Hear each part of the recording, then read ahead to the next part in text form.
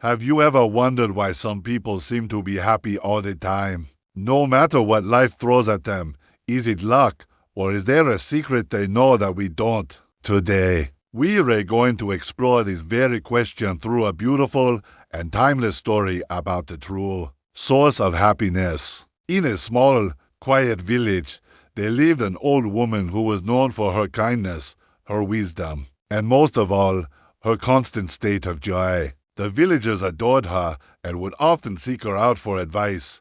They were always amazed by her unshakable happiness. One sunny afternoon, a curious young man from the village approached her. He asked, "Grandmother, how are you always so happy? It seems like nothing ever makes you sad. Don't you feel down when things go wrong?"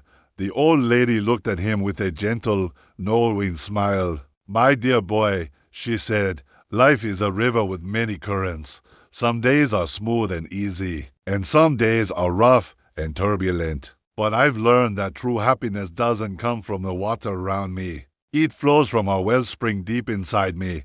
The young man was puzzled. "What do you mean by that? How can you possibly be happy when terrible things happen?" The old lady's eyes softened as she decided to share a part of her past. "When I was your age," she began, "I had a loving family, a wonderful husband, and beautiful children. We didn't have much money, but our home was filled with laughter and love. Then, one winter, my husband fell gravely ill. We spent every last coin we had on medicine, but it wasn't enough. He passed away." Her voice became quiet, filled with a distant sorrow. "It was the darkest time of my life. I wept for days, for weeks. I was sure that my happiness had died with him, that I would never smile again." The young man listened intently, his heart aching for her loss. She took a deep breath and continued, "But after a long time spent in that darkness, I looked at my children's faces. They needed their mother. I realized that my endless sadness wouldn't bring my husband back, but it would surely cast a shadow over their futures. I had to find a way to live again, to be happy for them and for myself." It was then that I made a decision. I decided to change the way I looked at life. I understood that life will always have its share of pain and its share of joy, but I would no longer let the pain steal the joy.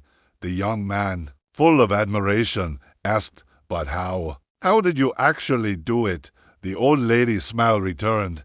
"It's a simple practice, really. Every morning when I wake up, before my feet even touch the floor, I tell myself, today is a brand new day, and I will find something to be happy about." Some days, the search is harder than others, but I always find something, no matter how small. Maybe it's the warmth of the sun on my face, a flower that has bloomed overnight in my garden, or the simple joy of sharing a cup of tea with a friend. There is always something to be grateful for. The young man pondered her words. "But what about the truly awful days, when something really bad happens? How do you stay positive then?" "Ah, that is the true test," she replied calmly. "It is not easy, but in those moments, I remind myself of a powerful truth. These too shall pass. No storm lasts forever. The darkest night always gives way to dawn. So, when I am faced with hardship, I allow myself to feel the pain, but I don't let it consume me. I consciously shift my focus to the good things I still have. My health, the roof over my head, the memories I cherish, or simply the precious gift of being alive. You see, happiness is a choice every single day. You can choose to focus on what's wrong and be miserable, or you can choose to seek out what's right and be happy. It is a skill, and like any skill, it gets stronger with practice." The young man felt as if a great weight had been lifted from his shoulders. He thanked the old lady for her profound wisdom and left her home with a new perspective. From that day forward, he began his own daily practice. He started looking for the good in every situation, just as she had taught him. And slowly but surely, his life began to change. He found that even when things went wrong, He had the strength to stay positive and find moments of happiness in the smallest of things. The old lady's story spread like wildfire through the village. People began to understand that happiness wasn't something you found in wealth or possessions.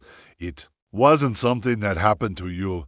It was something you created within you. They learned to be content in every season of life, following the example of their wise elder. And so, the entire village became a happier, more resilient place, all thanks to one old lady who shared a simple secret to a joyful life. That secret is that happiness is a choice. It's an internal decision to focus on the good, to practice gratitude, and to remember that challenges are temporary. A positive attitude is our greatest shield against the hardships of life, allowing us to remain strong, content, and deeply joyful. So, what will you choose today? What small thing can you find to be happy about right now? Let us know in the comments below. Thank you for watching, and if this story resonated with you, please like, share, and subscribe for more content that inspires. See you next time.